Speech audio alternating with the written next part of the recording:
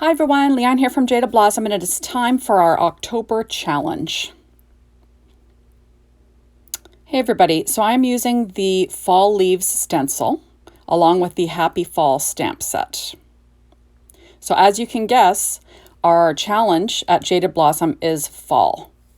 So I'm going to go ahead and I'm going to be doing some inking using my Wendy Vecchi Make Art Station along with some distress inks. I'm using Spiced Marmalade, Crushed Olive, Rusty Hinge, Fossilized Amber, and Aged Mahogany. So I'm just going to be using some blending brushes, and I'll be applying some ink basically in random spots onto this piece of white Bristol cardstock from Strathmore. And I'm just quickly, it doesn't have to be perfect. It's going to be covered up with a stencil. I'm just quickly applying this ink to the background. And this is a super easy way to make yourself a distress ink background. So there we go. So this is going to be a fun challenge. You'll want to join us over at the Jaded Blossom blog. And in the sidebar, the challenge will be listed, and you can click on there and add your link to your creation for us to see. You just have to have some Jaded Blossom on there somewhere, and we'd love to see your creation. So now I'm pulling out my Crushed Olive inks. And like I said, this is just a random putting down of ink. This is not rocket science. And trust me, it looks a lot better once you get the stencil over top. So there we go. And everything that I use is always listed on my blog. Right? Everything. So, and there we are. So just applying some more of that ink. And I'm just trying to get a nice kind of fall looking background to go underneath the leaves. So easy stuff.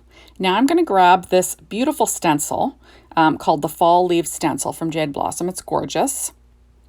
And I'll be doing the same thing. I'm going to be applying the ink in the same areas roughly, just with a heavier hand. And that's what I'm doing. So easy peasy stuff.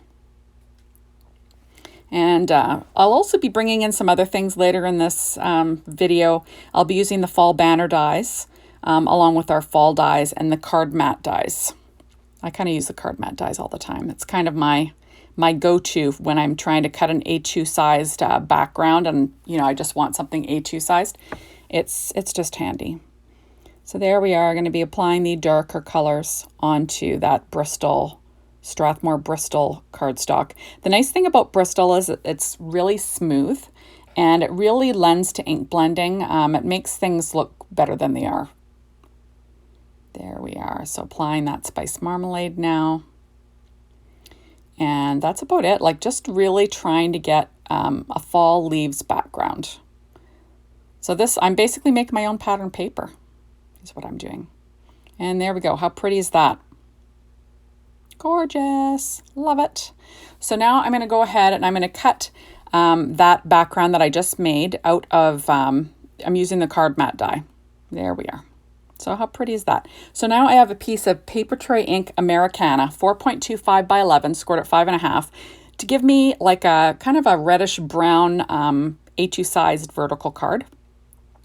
Scored it with my Martha Stewart scoreboard and my Teflon bone folder. There we go. And now I'm going to pop that onto this card base. And that looks pretty already, at least I think so. Just making sure I don't have ink all over my hands. There we go. We don't want to be spreading the ink around. It kind of messes up your beautiful card, right? And now I have a piece of cardstock for the inside. This is just some cheapo Nina Solar Crest 65 pound, cut at 4 by 5.25 inches. And I'm going to apply that down to the inside using my ATG tape. There we are, just trying to get things as straight as we can. And there we are. So that's pretty simple. So now I cut a strip of cardstock that is, I don't even think I measured it. It is 1.5 inches wide. And I'm going to be doing some heat embossing. So I'm going to use Ink on 3's Juicy Ink along with Nuvo embossing powder, Classic Gold. Got my Misty out because you want to get a really nice sharp image stamped on that or not image really, I guess sentiment. You want that sentiment stamped really sharply. At least I kind of want it to be perfect. I know, you know, perfect in the card making world is kind of crazy, but you know, I am kind of crazy about things being sharp. It drives me bonkers. So there we are. I do stamp it quite a few times using my Misty. And then I'm going to apply that Nouveau embossing powder in classic gold. It's fine detail. I do it over a coffee filter always. There we go. And then I will be melting it with my Marvy heat tool. You just want it to be warmed up, and then you can go ahead and melt that embossing powder. And this is my favorite thing about card making, people. I love melting embossing powder. I don't know about you, but I love it. I just love it. I know it's a little crazy, but I love it. All right, there we go. So I've got to clean that up because I will knock that all over the place. I'm a big klutz. So there we go. So now I'm just going to wipe off, you know, any of that anti-static powder tool. And I went ahead and I cut a piece of American Crafts Christmas foil 6-inch pad. That's what it came from. And I'm using gold cardstock from that. And I cut it 1/4 of an inch larger just to give myself a nice little border.